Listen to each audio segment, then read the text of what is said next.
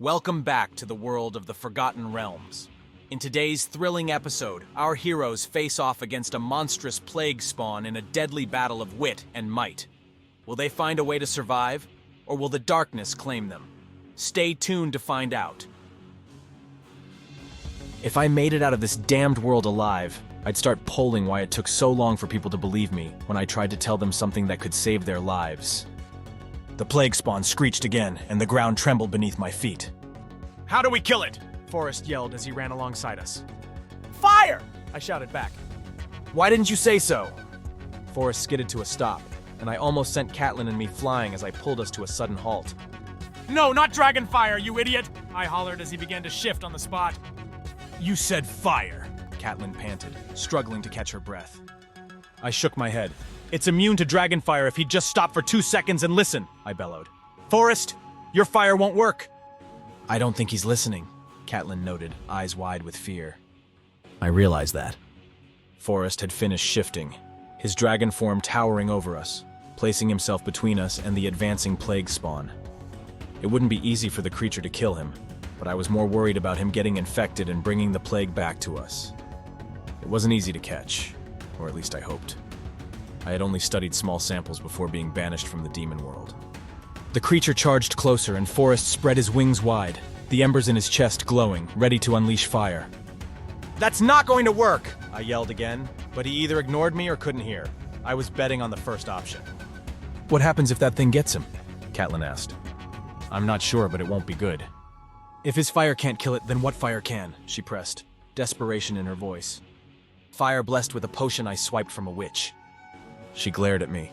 Not from Mama Lucy, was it? No, this was from a witch on her last breath. She wasn't going to use it anytime soon. Seriously? What? Desperate times, love. I watched as the plague spawn reared back, ready to challenge Forrest.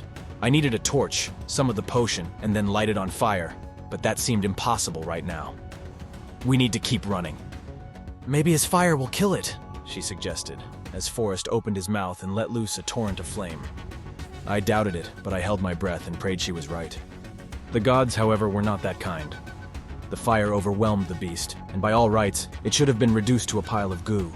But as Forrest's flames ceased, the plague spawn still stood.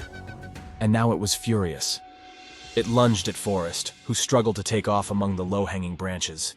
His wings couldn't fully extend, and the spawn latched onto his back, tearing into his scales. Catelyn moved before I could react. She charged with a yell, seemingly weaponless. Or so I thought. Somehow she had a sword, raising it high over her head as a growl tore from her mouth. She seemed clueless, but her dragon instincts took over. Figures. Now I couldn't just leave Forrest to fend for himself. Swearing under my breath, I ran after her, still unsure of what I was going to do. The spawn had already ripped away several scales by the time Catelyn reached it. She leaped with inhuman strength, bringing the sword down on the spawn. It shrieked in rage and threw her to the ground. Forrest staggered, trying to shift back to human form.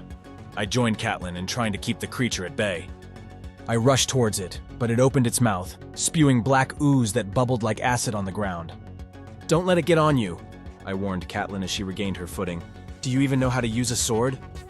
Doesn't matter, does it? She shot back. Find a torch or something. Why is it, I grumbled as I searched for a branch that wasn't infected, that every dragon I meet is so bossy? I found one, weathered but intact.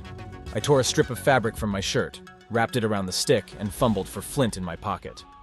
Catelyn squared off against the spawn, holding the sword like a baseball bat. We have to work on your fighting skills, I remarked. Really, Craig, not now! She shouted as the beast lunged again. She swung wildly, the blade slashing across its chest. The creature recoiled, clawing at itself as if burned. What's happening? I don't know. The spawn's chest smoked as if seared by the sword. Was it possible the blade was forged from more than just ordinary obsidian steel? Do it again! I shouted, still trying to light the torch. Seriously, gah! She yelled. The spawn towered over her, but she held her ground. She swung the sword again, slicing through one of its elongated arms like it was paper. The limb fell to the ground, oozing a black substance. Gross! Keep at it! I cursed as the flint sparked but failed to catch. Forrest, give me a hand, I called. He limped over, pale and sweating. He took the flint and lit the torch in seconds. Now what? I uncorked the bottle and let a drop of potion fall onto the flames. They flared bright green, and I rushed toward the spawn. The creature reached for Catelyn with its remaining arm. She prepared to chop it off when I shoved the torch into its body. The spawn reared back, trying to swat at me, but I dropped to the ground, leaving the torch embedded in its back. Flames engulfed it from within, bursting from its jaws as it screamed, the sound dying quickly. It fell to its knees and exploded into a shower of bark and black ooze. Covered in the mess, I picked up the still-burning torch. We might need this fire again. "Is everyone okay?" I asked. Catelyn wiped her face, looking disgusted but nodded, still in one piece. "Forrest?" His eyes rolled back and he collapsed. We rushed to his side. His skin was clammy and he shivered on the ground. "We have to get it out of him," I muttered, turning him on his side. 3 deep gashes marred his back, oozing gray pus. "So, it's like a poison?" Catelyn asked, searching the forest for something to help. "Yeah, but there's no help here." "I don't need medicine, just something to draw the poison out and seal the wounds." "Would your fire work on him since he's a dragon?" "Huh?" "Dragons are fireproof, right? Could the fire burn the poison out of him?" "His skin won't burn, but the poison might." I looked around.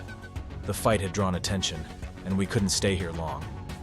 As much as I wanted to leave Forrest for not listening, Catelyn wasn't about to abandon him, no matter how much she seemed to hate him. Or me, for that matter. She took the torch from me as we rolled Forrest onto his stomach. "This is going to hurt," she warned him. I held his shoulders down, praying he wouldn't shift while we tried to save his life. Catelyn held her breath and pressed the torch into the first gash. Forrest screamed and thrashed, but his dragon remained contained.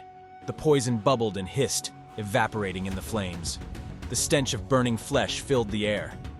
"2 more," she said, moving to the next wound. Forrest groaned once before going limp. Good. He didn't need to be awake for this. The 3rd wound was the worst, and Catelyn had to press the flame 3 times before the last of the poison was gone. "There, he'll live, right?" she asked, checking his pulse. "We'll see." I tore more fabric to cover the wounds temporarily. If the poison stayed, he would have become a plague spawn. I looked at Catelyn, her eyes wide with concern as she glanced back and forth between Forrest and me. The torch flickered, casting long shadows on the forest floor, and I could see the tension in her posture. She was scared, but she was holding it together. "Good thinking with the torch," I said, trying to lighten the mood, even though every muscle in my body felt like it was ready to snap from the stress. "Thanks," she replied, her voice barely a whisper. "But what now? Do we just wait?" I nodded, though I wasn't sure if that was the right answer. "We need to find shelter. We can't stay out here with him like this, especially with the noise we made. We might have attracted more than just one plague spawn." Catelyn glanced around, clearly uneasy. "You're right, but where? We're in the middle of nowhere, and I don't know how far we are from any kind of village or safe place." I looked up, scanning the tree line for any sign of a cave or a rocky outcrop that could offer us some protection. The forest was dense, and visibility was limited, but I caught a glimpse of a darkened opening not too far off. "There," I said, nodding in the direction of what looked like a cave. "It might not be perfect, but it'll have to do." We worked quickly to lift Forrest. He was heavy, his dragon form having taken a toll on his human body, and even with the 2 of us, it was a struggle to move him. But we managed, dragging him toward the cave entrance, our breath coming in ragged gasps from the effort. When we reached the mouth of the cave, I left Catelyn with Forrest and took the torch inside, cautiously advancing into the darkness. The cave was deeper than I had expected, with a narrow passage that opened up into a larger chamber. It was dry, and there was no sign of recent animal activity. It would do. I returned to Catelyn and Forrest, and together we maneuvered him inside.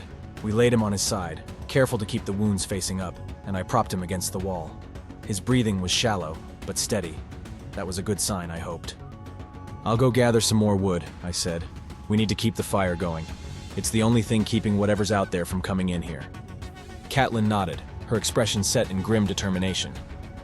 "I'll stay with him, make sure he's okay." I handed her the torch, then turned and headed back outside. The air was colder now, the sun dipping low on the horizon, casting long shadows across the forest floor.